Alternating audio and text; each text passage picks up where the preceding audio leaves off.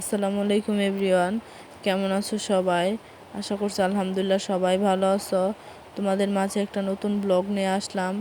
আর আজকের ব্লগে থাকছে কিভাবে দেশি মুরগির মাংস রান্না করতে হয় সেটাই তোমাদের সাথে শেয়ার করব। আর আজকে আমি রান্না করব সরিষার তেল দিয়ে।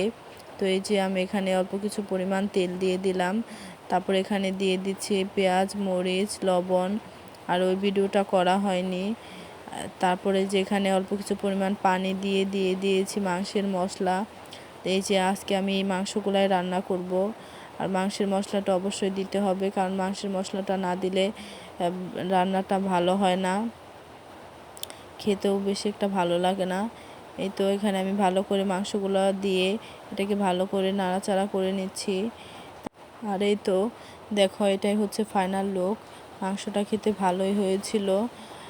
তো আজকে আমি রান্না করেছিলাম এখানে পোলাও, তারপর ছিল রোস্ট, তারপর ছিল গরুর মাংস, দেশি মুরগির মাংস, এবং ছিল ডিম ভুনা, সাথে ছিল শসার সালাদ এবং লেবু, তারপরে ছিল পায়েস।